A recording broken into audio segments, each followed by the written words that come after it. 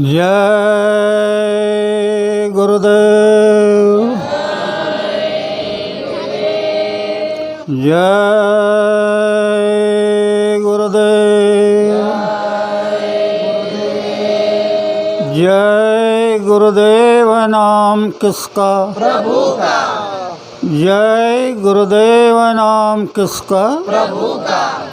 ये नाम नहीं इंसान का, ये नाम है भगवान का। तो प्रेम से बोलो जय गुरुदेव। जय गुरुदेव।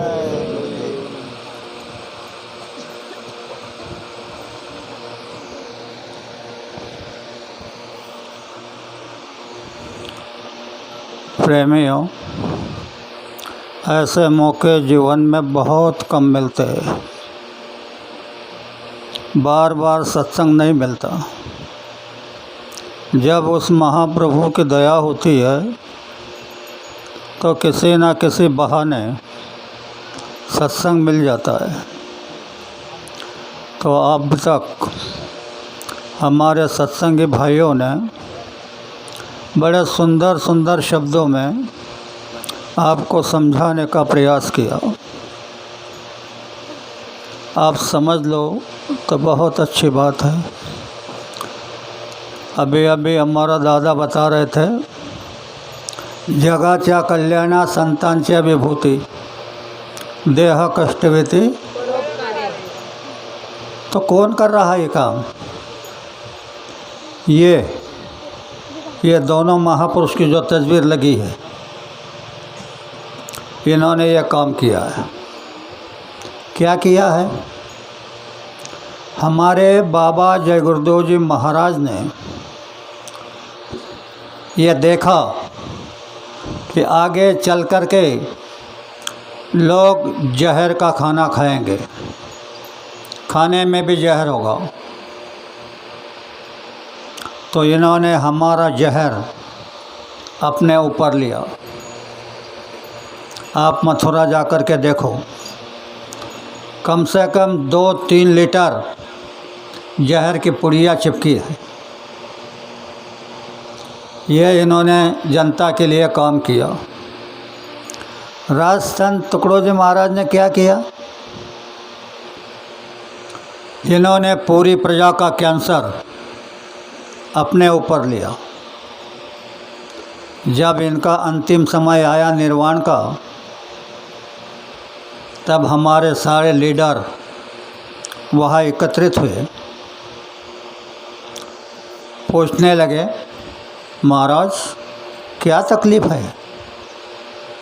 तो कहा कि एक रोम में 100 बिच्छू काटने की वेदना है।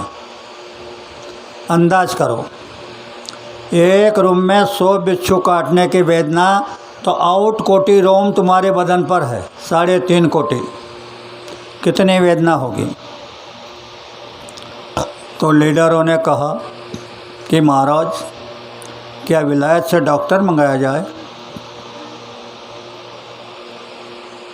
वंदनीय महाराज ने कहा कि नहीं, मेरा समय हो गया, मैं जा रहा हूँ। तो सब हाथ जोड़ के खड़े हुए, कहने लगे कि महाराज आप जा रहे हो तो कुछ बता करके जाओ। महाराज ने कहा कि पालना करोगे? बोले हाँ करेंगे। तो कहा कि सुनो, जिस देश में खुले आम शराब को इजाज़त दी जाएगी, उस देश की इज्जत आसमान में जाके रोएगी। दूसरी बात बताई, जिस देश का नौजवान अपनी माँ और बहनों से गिरता होगा, उस देश में शत्रु अपना ठान मान के बैठेगा। पालन नहीं हुआ तो यही दुष्परिणाम हमारे माथे पे नाच रहा है। मैं अभी आपको वर्तमान स्थिति की ओर लेके चलता हूँ। हमारे भाइयों ने कहा, समाधान ने भी बहुत अच्छी तरह कहा कि बच्चे चिड़चिड़े क्यों पैदा होते हैं। माँ बाप की सेवा नहीं करती तो तुम्हारा संसार फलता नहीं, फूलता नहीं। तरह तरह के विचार आपको समझाए। विशाल सर ने आपको प्रकृति के प्रकोपों के बारे में समझाया कि ऐसा तूफान आएगा, बड़े बड़े बिल्डिंगें आकाश की तरफ उड़ेंगे, ऐसे सुमानी लाटाएँ उठेगी 400-400 फीट ऊंची जाएगी। यह भविष्य हुआ। यह सब कुछ जो कहा गया ये भविष्य। उसमें एक बात मुख्य है, समाधान ने जो कहा कि अगर कोई माता गर्भवती है तो वो सत्संग में जाए। जब तक बच्चा गर्भ में है तब तक उसके ऊपर संस्कार पड़ते हैं। बाहर आ गया, माया की झिल्ली पड़ गई तो पूरे देश के पंडित ला करके बिठा दो, वो मानेगा नहीं। तो मैं ज़्यादा इधर उधर नहीं ले जा करके जो समझाना है उसे समझाता हूँ। ये सारी बातों को हल करने का एक उपाय, जब भी इस धरती पर मानव मानवता को छोड़कर पशु तुल्य कार्य करता है तो परिवर्तन अनिवार्य हो जाता है। परिवर्तन दो प्रकार के होते हैं, अवतारी शक्ति द्वारा और प्रकृति द्वारा। तो अवतार भी दो प्रकार के होते हैं, एक निमित्त मात्र और एक नित अवतार। तो निमित्त अवतार जो हुए ये 10 अवतार में हुए, मत्स्य, कच्छ, कूर्म, वराह, वामन, परशुराम, राम, श्री कृष्ण और बौद्ध। इन अवतारों, इन समय में प्रभु ने अवतार लिया, राक्षसों का संहार किया, बड़े बड़े राक्षसों को मार दिया। लेकिन आज 700 वर्ष से इस धरती पर संतों का सिलसिला है। उन्होंने जीवों को प्रमुख बात समझाने का प्रयास किया। बाबा जय गुरुदेव जी महाराज ने अहमदाबाद में साबरमती के किनारे यज्ञ किया। वहाँ पर जनहित के लिए देवताओं से 1001 प्रस्ताव मंजूर किए ताकि जनता सुखी और समृद्ध हो जाए। कितने दिन से सुन रहा हूँ, बाबा जी के पीछे छाया की तरह दौड़ने वाले वो भी नहीं बता रहे कि क्या प्रस्ताव है। मेरे पास में कुछ 2-3 प्रस्ताव है। उसमें से एक प्रस्ताव मैं आपको बताना चाहता हूँ, जो तुम्हारे परिवार का, तुम्हारे गांव का, तुम्हारे तहसील का, तुम्हारे जिले का रक्षा करने वाला है। ऐसा क्या है? जब कोई चीज़ होती है तो किनारे छुपी होती है। अवतारी शक्तियों ने काम किए, हो गया। अभी इस शक्ति में राम की चलेगी नहीं, कृष्ण की चलेगी नहीं, किसी भी अवतारी शक्ति की चलने वाली नहीं है। इसलिए तो बाबा जी ने कहा कि समय समय पर हमने भेजा कबीर, नानक, पलटू को, दादू, दरिया, नाभा को बहुत समझाया, नहीं माना तो आना पड़ा हमको। यह भी ये दोनों के कारण है। टुकड़ो जी महाराज इधर का संदेश उधर और उधर का संदेश इधर लाने का काम करते थे। एक बार गए, सतपुरुष ने पूछा धरती के क्या हाल है? तो इन्होंने पूछा क्या कहते हैं सरकार? एक तो रहा प्रलय होने का, या तो तुम्हारे अवतरने का। धरती के ऊपर गुंडों ने बांधे कंगन है और वीरों के हाथ में बंधन है। तो सतपुरुष ने कहा कि तुम चलो, मैं आता हूँ। तो देखो ये बातें कैसी होती है। जब टुकड़ो जी महाराज संदेश लेकर के आए तो उन्होंने एक सामुदायिक प्रार्थना बना दी सबके लिए, एक के लिए नहीं, सबके लिए। क्या प्रार्थना बनाई?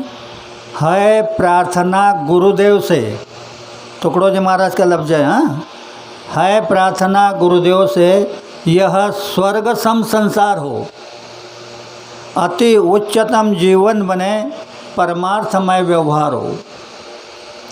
ना हम रहे अपने लिए, हमको सभी से गर्ज है, गुरुदेव ये आशीष दे जो सोचने का फर्ज है। इधर टुकड़ो जी महाराज ने ये प्रार्थना बना दी। जब बाबा जय गुरुदेव जी महाराज ने कार्य को प्रारंभ किया तो उन्होंने आवाज़ लगाई कि ए देश वालों, तुम अगर मेरी बात को मान लोगे तो मैं स्वर्ग का सुख तुम्हें इसी धरती पर दे दूंगा। जय गुरुदेव। है ना एक दूसरे का संदर्भ, महात्माओं का संदर्भ होता है, कोई नहीं जानता। तो मैं ज़रूरी बातें बताना चाहता हूँ कि अब ये जो हो रहा है, ये तूफ़ान, ये सुमाने लाटाए, बीमारी का कहर, एक्सीडेंट, 4 व्हीलर को भी उठा करके फेंक दिया जा रहा है। तो इसे रोकने की शक्ति, तूफ़ान को रोकने की शक्ति, अतिवृष्टि को रोकने की शक्ति, अनावृष्टि को रोकने की शक्ति किसमें है? कौन माई का लाल इसको रोक सकता है?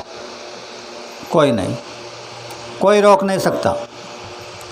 पर जब ऐसा समय आता है तो एक धार बचाव की, एक बचाव की धार जारी रहती है। उसे महापुरुष जानते हैं और वो समाज में उसका प्रचार करते हैं। तो ये धार, ये हमारी बहनों के अंदर है, आज भी है। और इतिहास इनका, इन्होंने तीनों देवताओं को बच्चे बनाए, ब्रह्मा विष्णु महेश। तुम दिन रात पूजा कर रही हो, छाया भी नज़र नहीं आ रही, तो कहाँ फॉल्ट है? क्या हो रहा है? क्या किया बच्चे बनाने वाली ने? अनुसया ने तीनों देवताओं को बच्चे बनाए, सावित्री ने अपने पति को यम के मुख से वापस लाया। क्यों लाया? क्या किया? तो इस पर हमारे देश के वारकरी संप्रदाय बताता है कि तुका मने पतिव्रता आणि तिची बात अच्छी तरह समझो। अब उसको अधिकार जताने की शक्ति की ज़रूरत है। यह मंत्र तंत्र यंत्र विद्या कुछ काम की नहीं। तो यह शक्ति हमारे बहनों के अंदर है। तो बहनें कहेगी क्या करना पड़ेगा? तो हर बहन से मैं प्रार्थना करता हूँ, तुम्हें अपना नाम पतिव्रता के लिस्ट में लाना पड़ेगा। तो आप कहोगे पतिव्रता बनने के लिए क्या करना पड़ेगा? क्या कोई मंत्र का जाप करना पड़ेगा, या एक पैर पे खड़ा होना पड़ेगा, या जंगल में जाके अनुष्ठान करना पड़ेगा? कुछ नहीं, कुछ करने की ज़रूरत नहीं है। शास्त्रों में लिखा है, पति सेवा करे चित्त लाई तो पतिव्रता कहलाई। तो बहनों से मेरी विनम्र प्रार्थना है, हर बहन अपने पति की सेवा तन मन लगा करके करो।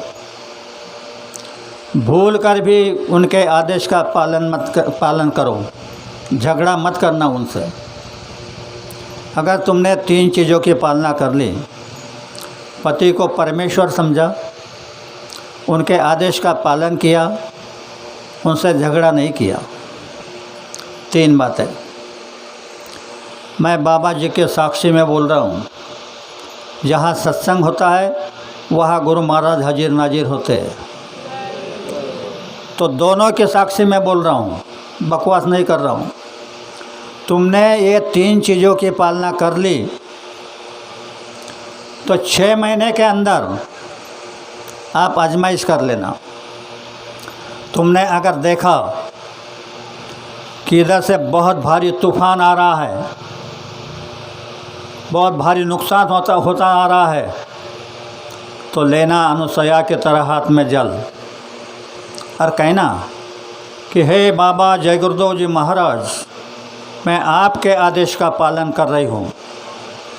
तूफ़ान वही रुक जाए, तूफ़ान नहीं रुकेगा तो बाबा जी को बाबा जी मत कहना। जय गुरुदेव। कितना सस्ता है, कुछ तकलीफ नहीं। ये तुम्हारे लिए और भाइयों के लिए। ये अनावृष्टि होती है, 4 महीने तक बूंद नहीं टपकता, नहीं तो ऐसी बारिश होती है, गांव का गांव बह कर जा रहे हैं। तो उसमें महात्माओं ने क्या इशारा दिया?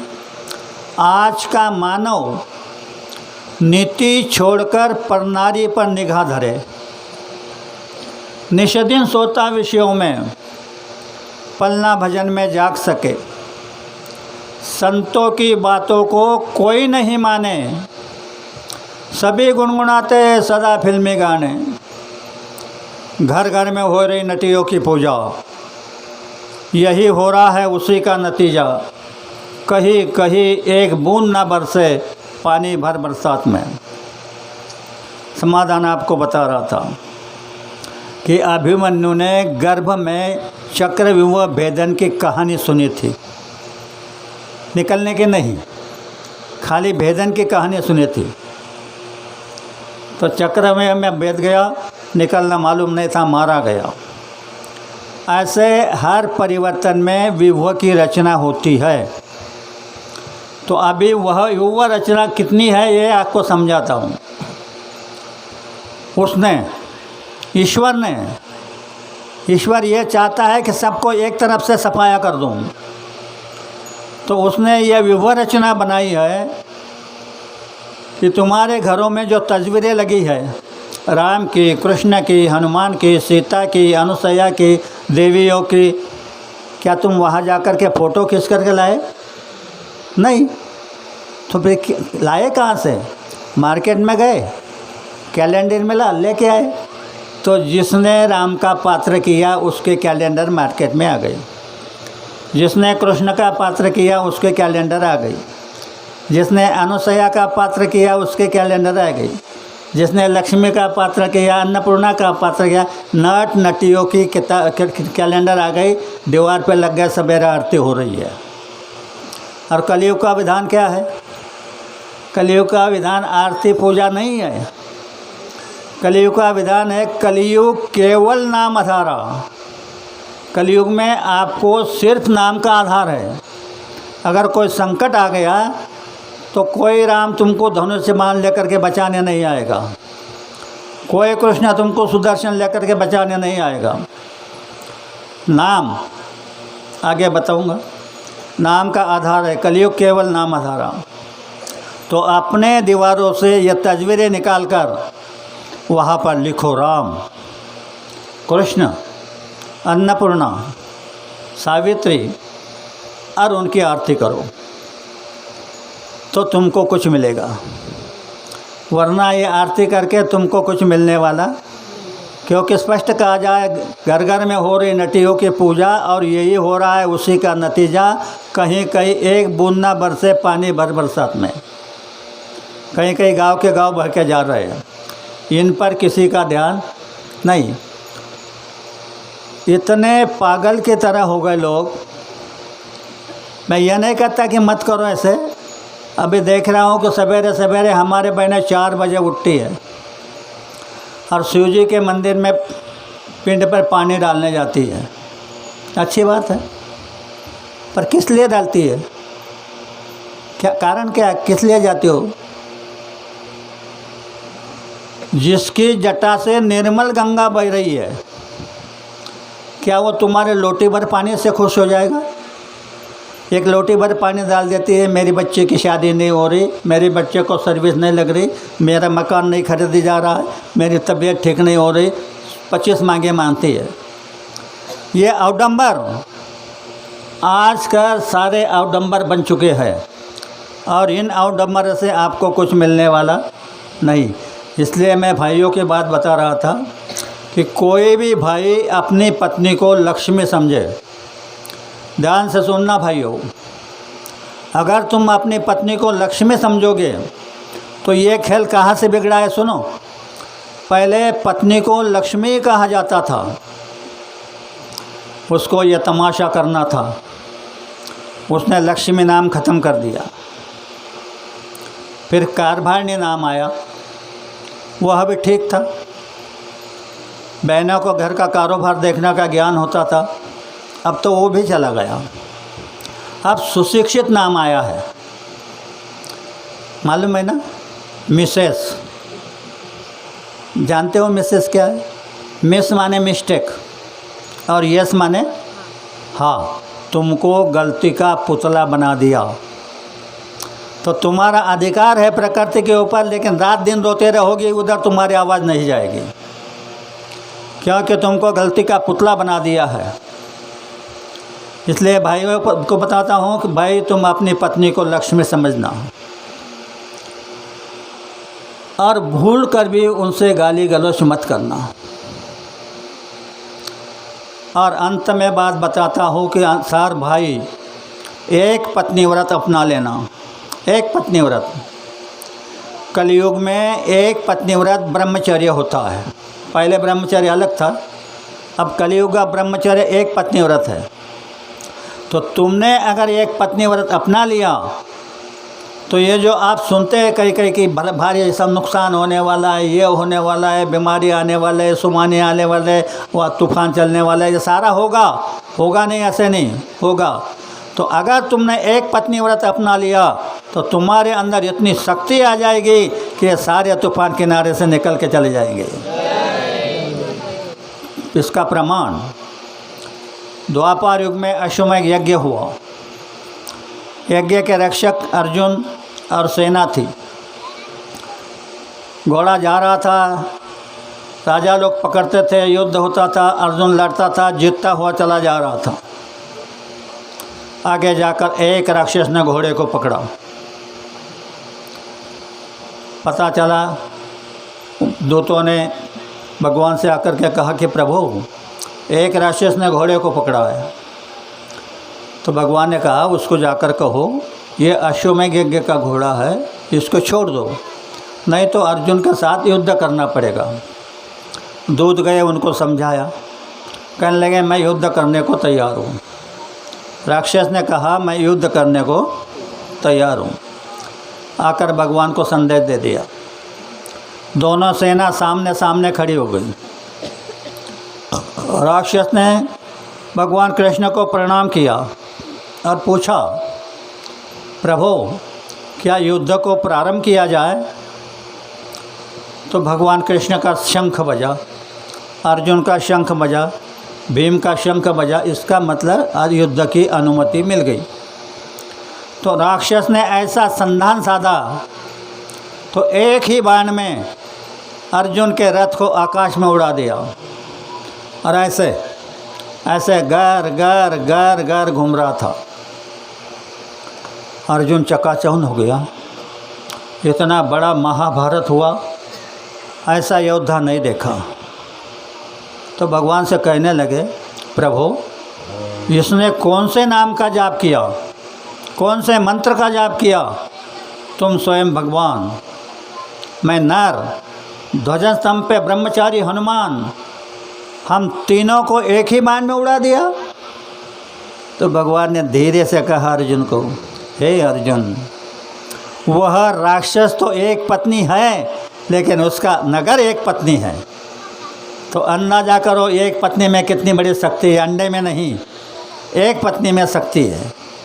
तो आपसे मैं प्रार्थना करता हूँ, मैं आपसे रुपया पैसा मांगने नहीं आया, ये संदेश देने आया हूँ कि आप एक पत्नी हो।